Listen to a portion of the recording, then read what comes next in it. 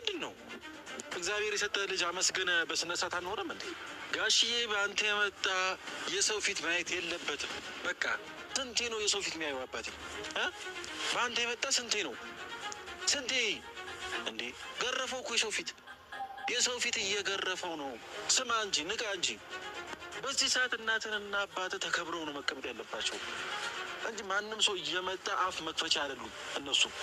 አንቺን ካገኘሁሽ በሰላም አላወራሽም። ይህ ነገር ሳይፈጠር በፊት ደግሞ ከወንድሜ ራስ ውልቅ፣ የሰማሽ ነዋ፣ ውልቅ በይ። ሰው አያልቅስባችሁ፣ እረፉ፣ ተጠንቀቁ። ሁሌም ቢሆን ካጠገብክ የሚሆነው ቤተሰብክና ሚስትክ ናት።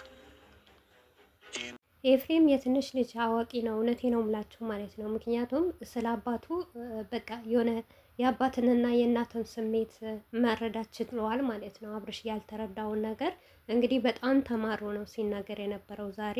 እንዲሁም ደግሞ በጣም አስቆኛል። ያሳቀኝ ፓርት ቢኖር ምን እንደሆነ ታውቃላችሁ? ከወንድሜ ህይወት ውልቅ በይ ሲል በጣም ነው የሳቁት ማለት ነው። ነገር ግን እኔ እንጃ የእናትና የአባቱ ነገር ሲያወራ የሆነ ሆድ ባሰኝ። ምክንያቱም አባቴን ጋሽዬን ስንት የሰውን ፊት ይገርፈዋል፣ ለአባትህ ለእናትህ ተከብረው ነው መቀመጥ ያለባቸው ሲለው እኔ ራሴ ስሜታዊ ሆንኩኝ ማለት ነው። ምክንያቱም እውነቱ ነው ኤፍሬም ማለት ነው። እኔ እንጃ አላቅም። በአሁኑ ሰዓት ጋሽዬ ተከብረ ቁጭ የሚሉበት ሰዓት ነው እንጂ የትኛውም ማንኛውም ዩቱበር ዝቅ ከፍ እያደረገ ጋሽዬን ስማቸውን እየጠራ እነሱን የሚወረዱበት ጊዜ አልነበረም። ነገር ግን ምን ታረጉታላችሁ? አሰላሙ አለይኩም ወራህመቱላሂ ወበረካቱ። ውድ ቤተሰቦች ሰላም ብያለሁ። በያላችሁ በሰላማችሁ ብዙ ተረፍረፍ ይበልልኝ።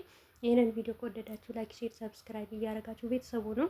እንግዲህ መግቢያው እንደምታዩት ኤፍሬም በጣም ተማረዋል፣ በጣም አማረዋል። እውነቱ ነው ነገሩ በጣም ያማራል፣ በጣም ያስጠላል፣ ይደብራል። ግን በዚሁ አጋጣሚ አንድ ነገር ልንገራችሁ ማለት ነው። አንድ ሰው አብርሽ ተሳሰተ ብላችሁ ብዙዎቹ ስለ ጋሽ አስተያየት ስትሰጡ ወይም ደግሞ ስትሳደቡ በድራማ ውስጥ ለምን ገቡ ምናምን የምትሉ ሰዎች አላችሁ ማለት ነው። እባካችሁ እናታችሁ አባታችሁ ምንም ነገር ቢበድላችሁ ምንም ነገር ድራማ ውስጥ ቢገቡ እንኳን የራሳችሁን አባት እናት ስለምታከብሩ የሰውንም አባት አክብሩ ማለት ነው ግዴታ። አብርሽ አባቱን ዝቅ አድርጓል ብለን እኛም ደግሞ ጋሽዬን ዝቅ ማድረግ የለብንም። በቃ የእናትን የአባትን አክል ክብር ይገባቸዋል ብዬ አምናለሁ ማለት ነው። አብርሽ እውነት ለመናገር ማለት ነው የሚያደርገው ነገር አቶት አይደለም። አንደኛው ነገር ከሩታ ኦዲየንሶች በጣም እልህ ተጋባብተዋል፣ በጣም ማለት ነው። ግን ይሄን አለማወቁ ነው። ምክንያቱም ሚስቱን ወደዱለት እንጂ ሚስቱን አደነቁለት እንጂ የሩታ ኦዲየንሶች ሚስቱን አልገደሉበትም፣ ወይም ደግሞ እንደሱ ሚስቱን ዝቅ አድርገው አልሰደቧትም ማለት ነው። ሲሰድቧት እንኳን ስትዘቀዘቅ እንኳን ከፍ እያደረጉ ለሚስቱ ነበረ። ሚስቱ እንዳትወጥቅና ሚስቱ ከማንም በተታች ሆና እንዳትሰማ ነው የሩታ ኦዲየንሶች የሚታገሉ ማለት ነው። እውነቴን ነው የምላችሁ። እንደውም አብርሽ ለሩታ ኦዲየንሶች ነበረ ምስጋና መስጠት የነበረባቸው። ምክንያቱም ሚስቱን ተንከባክበው ሚስቱን በፍቅር ይዘው ሚስቱን ስለወደዱለት እኔ እንጃ አላውቅም እንዴት አድርጎ ምስጋና ራሱ ማቅረብ እንደነበረበት። ነገር ግን እሱ አለማወቁ ነው።